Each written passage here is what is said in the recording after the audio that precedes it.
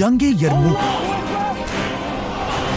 मुसलमानों की तारीख की सबसे बड़ी और सबसे फेमस जंग, जिसमें एक तरफ रोमन एम्पायर अपनी फुल ताकत के साथ 2 लाख की फौज लेकर खड़ी थी और दूसरी तरफ मुसलमान खालिद बिन वलीद की लीडरशिप में सिर्फ 30,000 मुसलमानों के साथ खड़े थे। But wait, Khalid bin Walid को तो इस जंग से पहले ही आर्मी चीफ के ओहदे से हटा दिया गया था, तो फिर वो इस जंग के लीडर आखिर बने कैसे?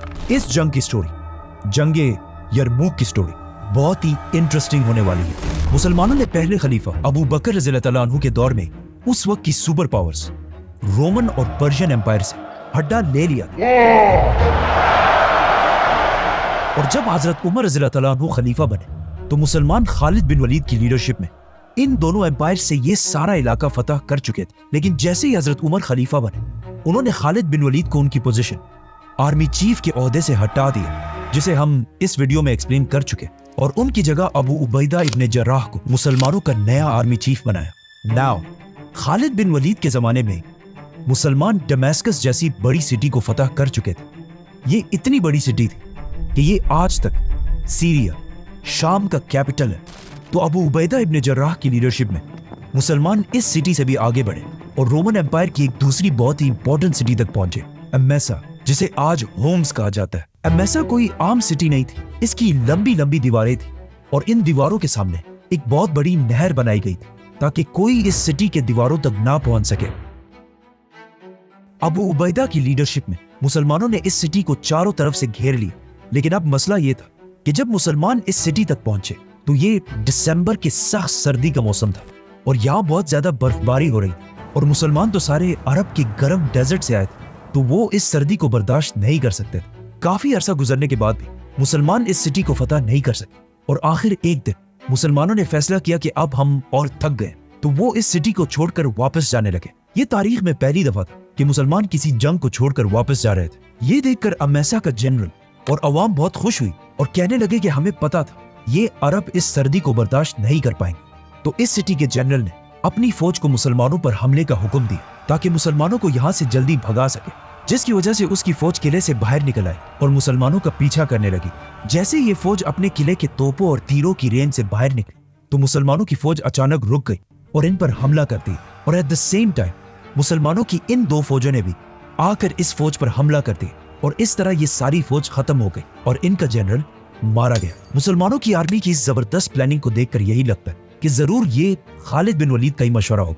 अबू उबैदा मुसलमानों की फौज लेकर वापस सिटी के पास आए। अमेसा के लोग जो अब तक बहुत खुश थे, ये देखकर उनका सारा हौसला टूट गया और उन्होंने सिटी की गेट्स खोलकर अबू उबैदा के सामने सरेंडर कर दिया। नाउ अब फाइनली टाइम आ चुका था कि मुसलमान शाम, सीरिया से निकलकर रोमन एम्पायर के कैपिटल तुर्की में कॉन्स्टेंटिनोपल, जिसे आज इस्तांबुल कहा जाता है, उसकी तरफ बढ़ते। लेकिन अचानक एक मैसेंजर मुसलमानों की कैपिटल मदीना से खलीफा उमर बिन खत्ताब का एक बहुत ही इंपॉर्टेंट लेटर लेकर फुल स्पीड मदीना से एमेसा की तरफ पहुंचा और उस मैसेंजर ने सीधा जाकर ये लेटर अबू उबैदा तक पहुंचाया। इस लेटर में बहुत ही एक अजीब बात लिखी थी। इसमें लिखा था कि बस इससे आगे मुसलमानों की फौज को बढ़ने की इजाजत नहीं, और ये क्लियरली लिखा हुआ था कि एमेसा के बाद कोई भी दूसरा इलाका फतह नहीं करना।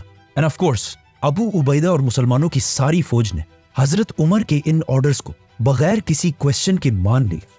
लेकिन अब हजरत उमर के इस ऑर्डर से एक बहुत बड़ा मसला ये हुआ कि मुसलमानों की फौज की स्पीड, जो इससे पहले ही खालिद बिन वलीद के हटाने से बहुत ही स्लो हो चुकी थी, अब ऑलमोस्ट खत्म हो गई। और इतनी स्लो हुई कि इस मैप को देखें, हजरत अबू बकर रज़ियल्लाहु अन्हु ने इससे पहले अपनी सिर्फ 2 साल की खिलाफत मदीना से दमास्कस तक ये इतना बड़ा इलाका फतह किया था। लेकिन अब हजरत उमर रज़ियल्लाहु अन्हु के पहले 2 सालों में मुसलमान दमास्कस से सिर्फ इतना ही आगे जा पाए। लेकिन अब क्वेश्चन ये था कि हजरत उमर आखिर क्यों मुसलमानों को आगे बढ़ने से रोक रहे थे? क्योंकि हजरत उमर रज़ियल्लाहु अन्हु को लीडरशिप की ट्रेनिंग खुद रसूलुल्लाह सल्लल्लाहु अलैहि वसल्लम ने दी थी, और आप सल्लल्लाहु अलैहि वसल्लम को भी एक जमाने में मक्का वालों ने ऑफर दी थी, और वो ऑफर ये थी कि हम आपको मक्का का बादशाह बना देंगे अगर आप अपने खुदा के साथ साथ हमारे खुदाओं को भी सही कहें। लेकिन आप सल्लल्लाहु अलैहि वसल्लम ने आसानी का रास्ता अपनाने के बजाय इस ऑफर को ठुकरा दिया और कई साल तक मक्का वालों के जुल्मों को बर्दाश्त करते रहे। इसी तरह हजरत उमर रज़ियल्लाहु अन्हु को भी पता था कि मुसलमानों के इन हर तरफ हमलों से मुसलमानों की ये एम्पायर तो बहुत फैल जाएगी और वो खुद बहुत बड़े बादशाह तो बन जाएंगे, लेकिन इससे इस्लाम को कोई फायदा नहीं होगा। क्योंकि अगर आज देखा जाए तो पूरी दुनिया में ऑलमोस्ट 2 बिलियन मुसलमान हैं, लेकिन 2 बिलियन होने के बाद भी मुसलमानों की आज कोई हैसियत नहीं है। तो हजरत उमर रज़ियल्लाहु अन्हु चाहते थे कि चाहे मुसलमान नंबर्स में कम भी हो, लेकिन सच्चे मुसलमान, मतलब हजरत उमर रज़ियल्लाहु अन्हु को अपनी हुकूमत से ज्यादा इस्लाम की फिक्र थी। तो उन्होंने दोबारा हजरत अबू उबैदा की तरफ एक लेटर भेजा, जिसका मफहूम ये था कि अब तुम सिर्फ एक आर्मी चीफ नहीं, बल्कि पूरे शाम के गवर्नर और पहले इस्लामिक लीडर हो। तो अब सिर्फ जंगों से ज्यादा लोगों को इस्लाम सिखाओ। और यहीं से पहली बार अरब से बाहर लोग इस्लाम के सिस्टम को जानने लगे। इससे पहले हजरत अबू बकर रज़ियल्लाहु अन्हु के दौर में मुसलमान इतनी टेंस सिचुएशन में थे कि उन्हें इन नए इलाकों में इस्लामिक निजाम कायम करने का टाइम नहीं मिला। तो अब हजरत उमर रज़ियल्लाहु अन्हु ने पहली बार दुनिया के सामने एक नया सिस्टम रखा, खिलाफत का सिस्टम। और हजरत उमर रज़ियल्लाहु अन्हु ने बहुत सोच समझ के हजरत अबू उबैदा को इस काम के लिए चूज किया, क्योंकि अबू उबैदा इब्न जर्राह रज़ियल्लाहु अन्हु इस्लाम के पहले 10 मुसलमानों में से थे। और इस्लाम लाने के बाद वो रसूलुल्लाह सल्लल्लाहु अलैहि वसल्लम की हर डिसीजन में उनके साथ शामिल थे और इस्लाम के साथ इतने लॉयल थे कि जब जंग बदर में मुसलमान और काफिर एक दूसरे के सामने हुए तो अबू उबैदा के वालिद दुश्मनों की फौज में थे, और फिर जब जंग शुरू हुई तो अबू उबैदा के वालिद उन्हीं के हाथों से मारे गए, जिसके बाद इनकी इस्लाम के साथ कमिटमेंट पर किसी को कोई शक नहीं था। इसीलिए हजरत उमर रज़ियल्लाहु अन्हु ने खालिद बिन वलीद को हटाकर इन्हें मुसलमानों का नया लीडर बनाया, क्योंकि अब जंग से ज्यादा एक ऐसे लीडर की जरूरत थी जो लोगों को इस्लाम का असल मकसद सिखा सके। तो हजरत अबू उबैदा रज़ियल्लाहु अन्हु ने पूरे शाम को छोटे हिस्सों में डिवाइड करके यहाँ के नए गवर्नर्स लगाए और खुद सबसे फ्रंट वाली सिटी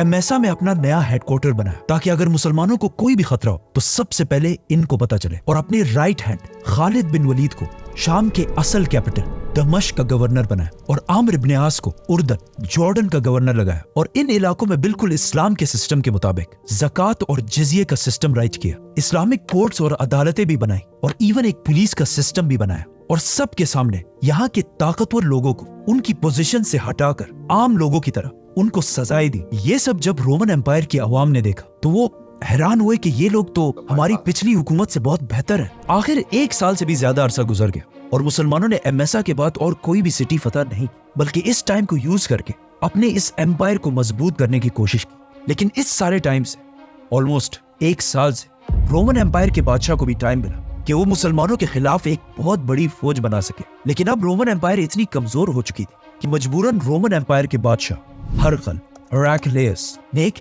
ऐसा काम किया जो इससे पहले सोचना भी इम्पॉसिबल था। हुआ यूं कि रोमन एम्पायर के बादशाह हरकल ने पर्शियन एम्पायर के बादशाह की तरफ पहली बार दोस्ती का हाथ बढ़ाया, और सिर्फ यही नहीं बल्कि अपनी पोती की शादी भी पर्शियन एम्पायर के बादशाह से कराई। और इस तरह तारीख में पहली बार रोमन और पर्शियन एम्पायर सिर्फ दोस्त नहीं बल्कि रिश्तेदार बन गए। ये बहुत ही इम्पॉसिबल बात थी, क्योंकि इससे पहले रोमन और पर्शियन एम्पायर पिछले 800 साल से एक दूसरे के बहुत बड़े दुश्मन थे। लेकिन अब इन दोनों एम्पायर्स में मुसलमानों का इतना खौफ बैठ चुका था कि इन्होंने पिछले 800 साल की दुश्मनी बुलाकर एक दूसरे के साथ दोस्ती कर ली। ये ऐसा ही था जैसे आज पाकिस्तान और इंडिया किसी और के खिलाफ एक हो जाए, और इवन वर्स फलस्तीन और इजराइल किसी दूसरे के खिलाफ एक दूसरे के दोस्त बन जाए, जो इम्पॉसिबल। लेकिन हजरत उमर रज़ियल्लाहु अन्हु की खिलाफत मुसलमानों के खौफ ने इन्हें एक होने पर मजबूर कर दी। तो अब इन दोनों एम्पायर्स ने मिलकर मुसलमानों के खिलाफ अपनी अपनी एम्पायर्स में बहुत बड़ी फौज जमा करना शुरू कर दी, जिसके बाद जंगे यरमुक और जंगे कादसिया जैसी अजीम जंगे लड़ी गई। रोमन बादशाह ने अंताकिया में अपने सारे जनरल्स की एक मीटिंग बुलाई, जिसमें उसने एक सिंपल सा क्वेश्चन पूछा कि आखिर क्या वजह है कि हम इन मुसलमानों से नंबर्स में ज्यादा होने के बावजूद हर जंग में हार जाते हैं। जिस पर उनके सारे जनरल्स ने एक ही जवाब दिया कि मुसलमानों की फौज का जो आर्मर होता है वो हमारी फौज से बहुत ही हल्का होता है, इसीलिए उनकी स्पीड हमेशा हमसे बहुत तेज होती है, और मुसलमान हमसे कभी एक जंग में नहीं लड़ते बल्कि हमेशा छोटे छोटे ग्रुप्स में लड़ते। तो रोमन बादशाह ये सब सुनकर अपने तख्त से खड़े हुए और कहा कि अब इन सारी बातों का सिर्फ एक ही हल है, और अगर तुम मेरे जनरल्स हमेशा के लिए अरबों की गुलामी से बचना चाहते हो तो पूरी रोमन फौज को इधर अंताकिया में जमा होने का हुक्म दो। और साथ ही उसने अपने सारे सूबों के गवर्नर्स की तरफ लेटर्स भेजे कि जो भी नौजवान जंग करने के काबिल हो उसे चाहते या ना चाहते हुए रोमन एम्पायर की फौज में शामिल करके अंताकिया की तरफ भेजा जाए, जिसकी वजह से अंताकिया में रोमन एम्पायर की एक बहुत बड़ी फौज, लाखों की फौज जमा होने लगी। और इनका प्लान ये था कि अब मुसलमानों की इन छोटी छोटी ट्रिक्स से निकलकर आमने सामने होकर एक बहुत बड़ी जंग लड़ी जाए। अब जब ये सब कुछ यहाँ पे हो रहा तो वहाँ एमेसा में मुसलमानों के जनरल अबू उबैदा इब्न जर्राह को रोमन बादशाह के हर मूव की खबर मिलती जा रही थी, जिससे वहां पर मुसलमान बहुत ही टेंशन में थे कि अब आखिर हम क्या करेंगे, इतनी बड़ी फौज का मुकाबला कैसे करें, क्योंकि अब हर तरफ से रोमन एम्पायर मुसलमानों से बदला लेने के लिए इनकी तरफ बढ़ रही थी। मुसलमानों की इस घबराहट को देखकर अबू उबैदा ने जल्दी से एक दूसरी मीटिंग बुलाई और अपने सारे जनरल्स को बुलाकर पूछा कि अब हमें इतनी बड़ी फौज के सामने क्या करना चाहिए, जिस पर सारे जनरल्स के मशवरे से यह फैसला किया गया कि हमें एमेसा, जिसे आज के जमाने में होम्स कहा जाता है, इस सिटी को बगैर किसी लड़ाई के छोड़कर यहां से वापस दमिश्क की तरफ जाना चाहिए, जिधर उस वक्त खालिद बिन वलीद अपनी फौज के साथ मौजूद थे। लेकिन जाने से पहले अबू उबैदा इब्न जर्राह ने इस सिटी के फाइनेंस मिनिस्टर को बुलाया और उसे ऑर्डर्स दिए कि यहाँ जितने लोगों से भी जिजिया टैक्स लिया गया था, उन सब को वो पैसे वापस कर दिए जाए, क्योंकि ये जिजिया टैक्स हमने इनकी हिफाजत के लिए लिया था और अब जब हम इनकी और हिफाजत नहीं कर सकते तो इस टैक्स पर भी अब हमारा कोई हक नहीं है। तो इधर मुसलमान इस सिटी को छोड़कर जाने की तैयारी कर रहे थे और वहां वो फाइनेंस मिनिस्टर अपनी टीम के साथ एमेसा के हर घर घर तक जाकर लोगों को उनके टैक्स के पैसे वापस दे रहा था। ये देखकर यहाँ के लोग अगेन हैरान रह गए कि आखिर ये क्या मखलूक है कि हम तो सिर्फ इस बात पर खुश थे कि इन्होंने हमारे इलाके फतह करने के बाद हमें नहीं मारा और हमारी औरतों को भी कुछ नहीं कहा और हमारी जमीनें भी नहीं छीनी, और अब इस सब के बाद भी ये हमसे लिया गया टैक्स भी वापस करके जा रहे हैं। इनमें से एक बंदे ने मुसलमानों के जनरल के पास आकर ये तक कहा कि खुदा आप लोगों को हमारे ऊपर दोबारा लाए। तो आखिर मुसलमान इस सिटी होम्स को छोड़कर यहाँ से दमिश्क की तरफ रवाना हुए, जहाँ खालिद बिन वलीद अपनी फौज के साथ इनका इंतजार कर रहे थे। दमिश्क पहुंचते ही दोबारा सारे जनरल्स की मीटिंग स्टार्ट हुई कि अब आगे हमें क्या करना चाहिए। अब जब ये मीटिंग चल ही रही थी कि अचानक एक मैसेंजर जॉर्डन उर्दन से अम्र इब्न आस का लेटर लेकर अबू उबैदा के पास पहुंचा और इस लेटर में लिखा था कि रोमन एम्पायर की फौज की ताकत को देखकर सिर्फ जॉर्डन में नहीं बल्कि हर तरफ बहुत सारे क्रिश्चियंस बगावत कर रहे हैं। और अब जब उन्होंने ये भी देखा कि मुसलमान उस फौज के डर से एमेसा छोड़कर वापस आ चुके हैं, तो उनका कॉन्फिडेंस और भी बढ़ चुका है और हर तरफ इन बगावतों को कंट्रोल करना बहुत मुश्किल हो चुका है।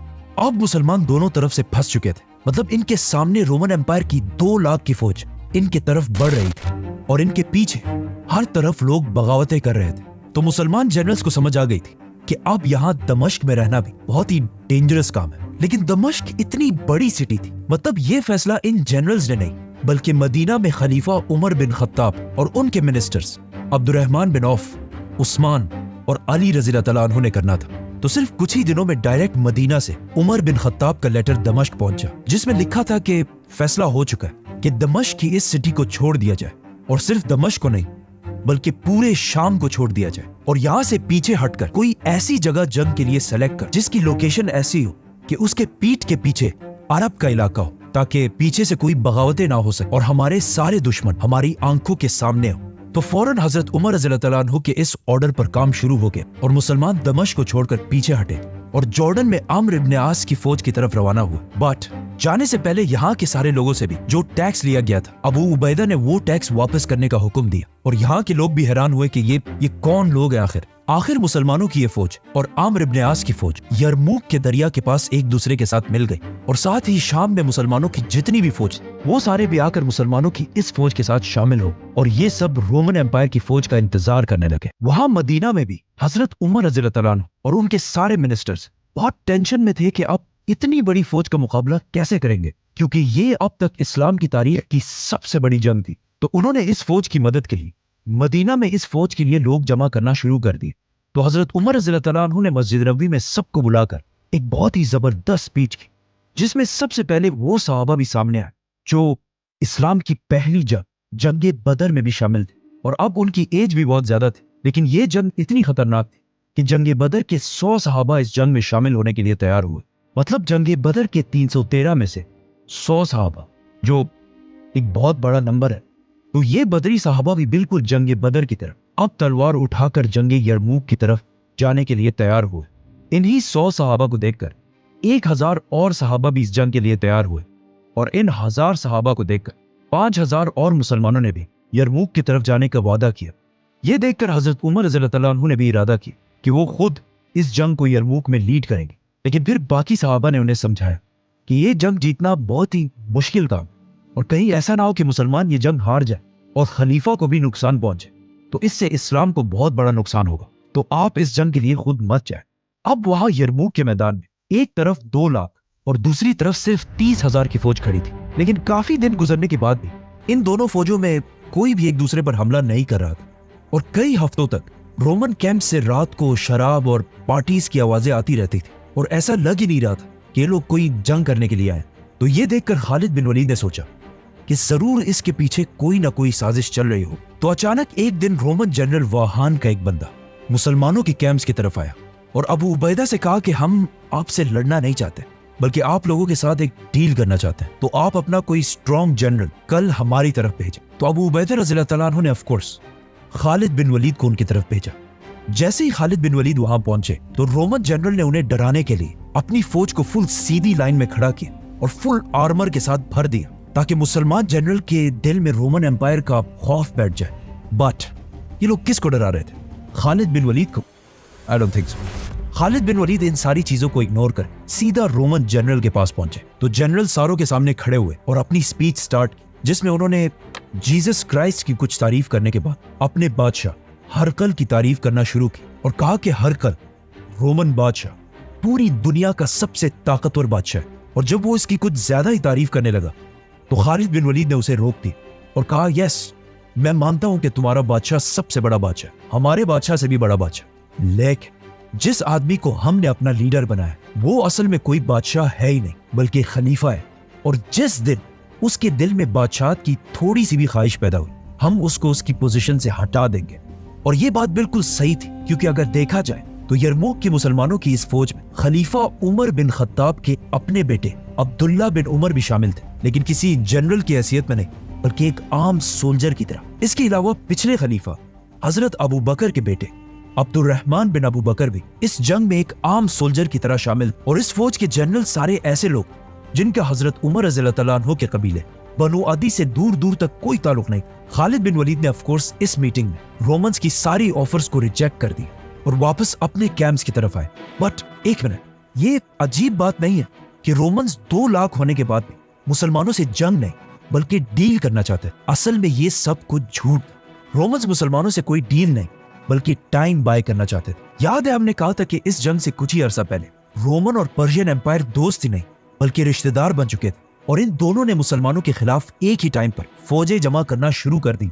तो रोमन एम्पायर मुसलमानों से कोई डील नहीं बल्कि अपने दोस्त पर्शियन एम्पायर की फौज का इंतजार कर रही थी ताकि वो जल्दी रेडी हो और हम दोनों एक साथ ही मुसलमानों पर हमला करके इन्हें खत्म कर दें। तो ये डील सिर्फ एक बहाना था जिसका खालिद बिन वलीद को पहले ही अंदाजा हो चुका था। तो उन्होंने सीधा एक लेटर हजरत उमर रज़ियल्लाहु तआला अन्हु की तरफ भेजा कि यहाँ पे ये सब कुछ चल रहा है। तो हजरत उमर रज़ियल्लाहु तआला अन्हु ने पर्शियन एम्पायर में मुसलमानों की फौज की तरफ ऑर्डर्स भेजे कि किसी भी हाल में पर्शियन एम्पायर के साथ जंग मत करो बल्कि उनके साथ निगोशिएशन स्टार्ट करो कि हम आपसे और जंग नहीं करना चाहते और हम अपने इलाकों में वापस जा रहे हैं ताकि इससे पर्शियन एम्पायर की फौज स्लो हो जाए।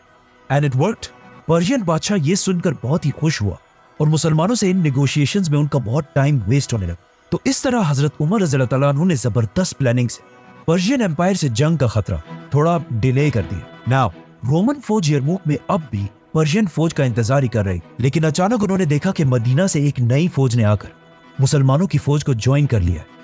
ये वही 6000 की फौज थी जो हजरत उमर रज़ियल्लाहु तआला अन्हु ने भेजी थी, लेकिन इस फौज को ऑर्डर्स दिए गए कि तुम सारों ने एक साथ यरमूक के मैदान में दाखिल नहीं होना बल्कि हर दिन छोटे छोटे ग्रुप्स 500 या 1000 लोगों ने इस मैदान में दाखिल होना है। जिससे बहुत बड़ा फायदा ये हुआ कि हर दिन रोमन एम्पायर सुबह उठती है और देखती है कि सामने एक नई फौज आकर मुसलमानों के साथ मिल जाती। तो आखिर रोमन जनरल वाहान ने सोचा कि अगर ऐसा ही चलता ना तो मुसलमानों को हराना बहुत ही मुश्किल हो जाएगा। तो आखिर एक दिन फाइनली ऑलमोस्ट 1 महीने के बाद रोमन एम्पायर की फौज अपने कैंप्स को छोड़कर आगे बढ़ने लगी और बिल्कुल मुसलमानों के सामने आकर खड़ी हो गई। ये देखकर मुसलमानों ने भी अपनी सफेद सीधी की और दोनों फौजें जंग के लिए तैयार हो गई। इस एनिमेशन को देखें ये जंग उस जमाने में एग्जैक्टली इसी तरह लग रही होगी, क्योंकि ये है मुसलमानों की 30,000 की फौज और इनके सामने ये खड़ी है रोमन एम्पायर की 2 लाख की फौज। इतना बड़ा डिफरेंस। आजकल के कुछ मॉडर्न हिस्टोरियंस रोमन एम्पायर की इस फौज को 2 लाख से कम 1 लाख के अराउंड कहती है, लेकिन इस्लामिक सोर्सेज में इसे 1.5 लाख से 2,40,000 के दरमियान बताया गया है। So let's just take 2 lakh.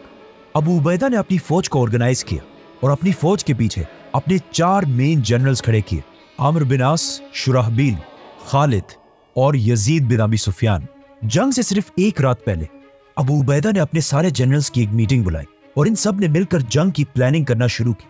अब जब ये सारे इस जंग की प्लानिंग कर रहे थे तो अचानक अबू उबैदा रज़ियल्लाहु तआला अन्हु ने कहा कि आप सबका इस बारे में क्या ख्याल है कि हम सिर्फ इस जंग के लिए लीडर को बदल दें, मतलब मेरी जगह खालिद बिन वलीद को इस जंग का लीडर बनाएं और आर्मी चीफ मैं ही हूं, क्योंकि हम खलीफा के ऑर्डर्स के खिलाफ नहीं जा सकते, लेकिन सिर्फ इस जंग के लिए। What do you think? इस पर सारे जनरल्स ने कहा कि ये क्या बात कही आपने, ये तो हम सब भी सोच रहे थे और जंग का असल मजा तो अब आएगा, क्योंकि इन सबको पता था कि इस जंग में खालिद बिन वलीद जैसे दिमाग की बहुत सख्त जरूरत पड़ेगी। तो अगले दिन, मतलब जंगी यरमूक के पहले दिन, अबू उबैदा इब्न जर्राह अपनी पोजीशन से नीचे आए और आम जनरल्स की रैंक्स में खड़े हो गए और खालिद बिन वलीद पीछे आकर दोबारा आर्मी चीफ की पोजीशन पर खड़े हो गए और जंग शुरू हुई। इस जंग में वो सारे ही बड़े सहाबा मौजूद थे जिनका नाम हम अहादीस और हिस्ट्री में बार बार सुनते रहते हैं। फॉर एग्जाम्पल अबू जर गफ्फारी, अबू हुरैरा, अब्दुल्ला बिन उमर, अबू अयूब अंसारी और 70 साल की उम्र में अम्मार बिन यासिर, जिनके माँ बाप इस्लाम के पहले शोहदा थे, ये सब इस जंग में मौजूद।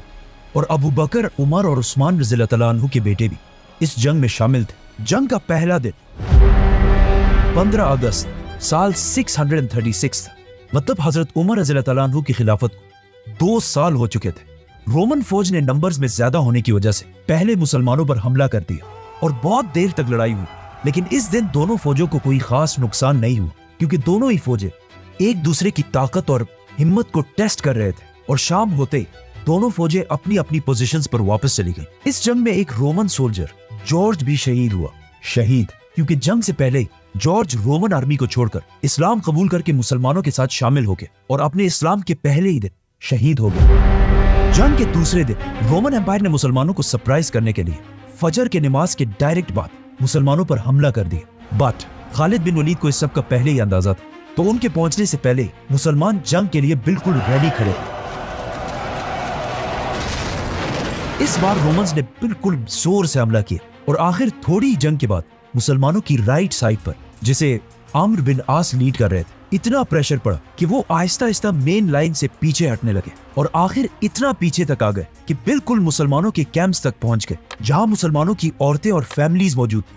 क्योंकि मुसलमान पिछले 3 सालों से रोमन एम्पायर के अंदर रह रहे थे, तो इनके साथ इनकी फैमिलीज भी अरब को छोड़कर यहीं पर आबाद हो चुकी थी।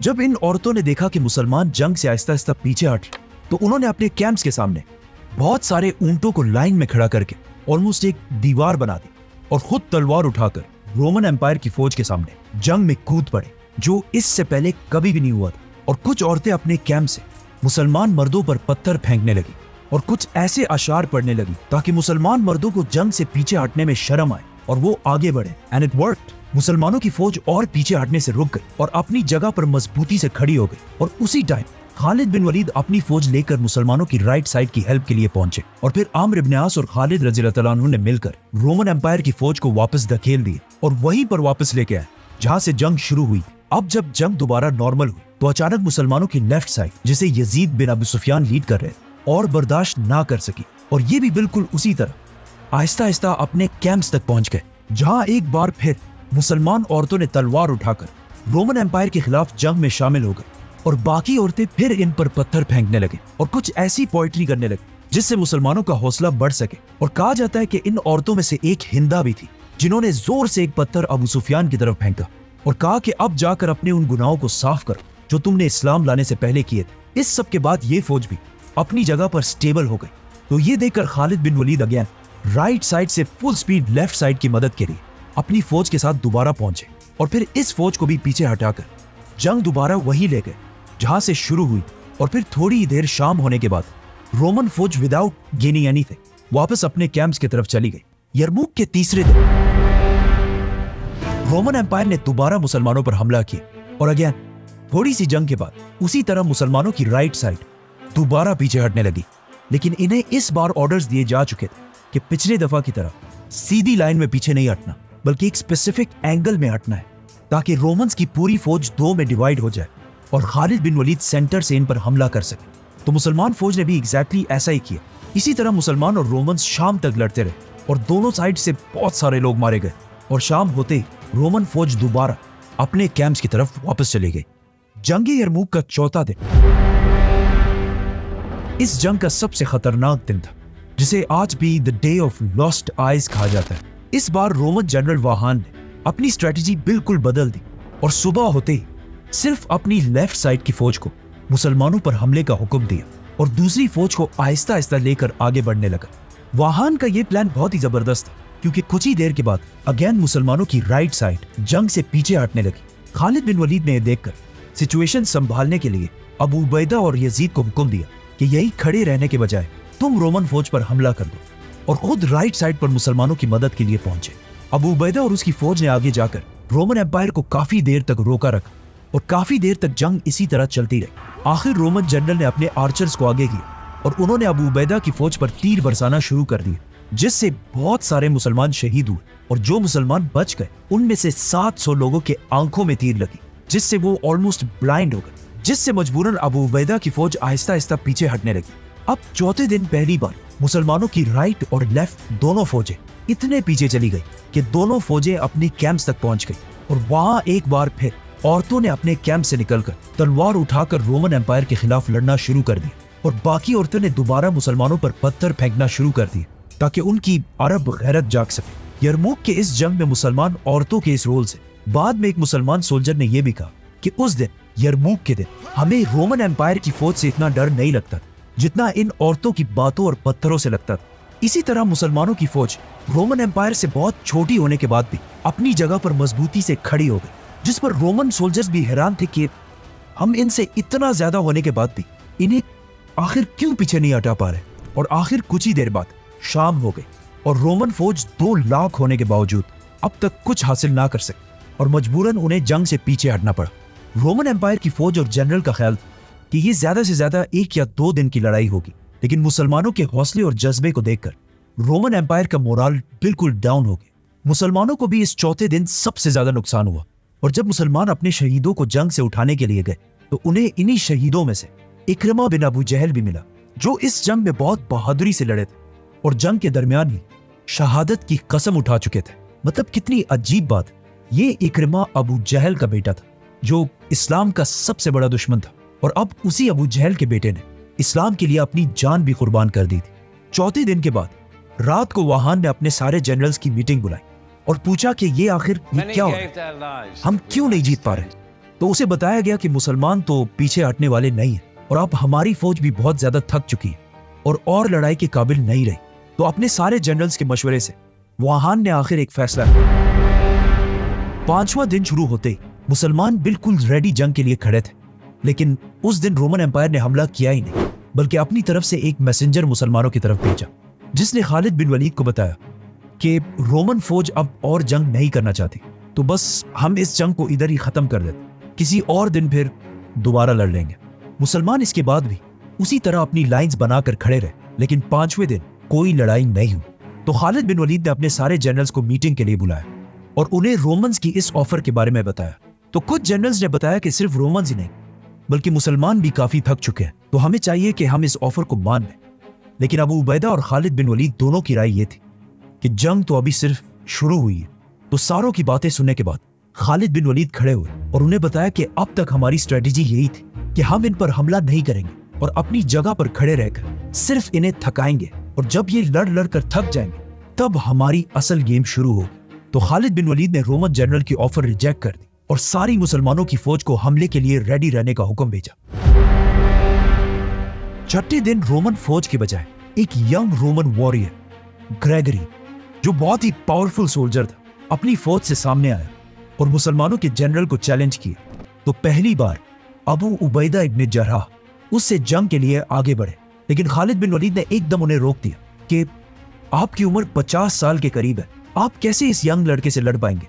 तो अबू उबैदा ने जवाब दिया कि अगर मैं नहीं गया तो लोग कहेंगे कि मुसलमानों का जनरल एक छोटे से लड़के से डर गया, और इन केस अगर मैं इस लड़ाई में शहीद हो जाऊं तो मैं तुम्हें, खालिद को, अपने बाद आर्मी चीफ नॉमिनेट करता हूं। यह कहकर अबू उबैदा मुसलमानों की फौज से आगे बढ़े और लड़ाई शुरू हुई। काफी देर लड़ाई होने के बाद आखिर ग्रेगरी लड़ाई छोड़कर अपनी फौज की तरफ भागने लगा, लेकिन यह सिर्फ एक ट्रिक।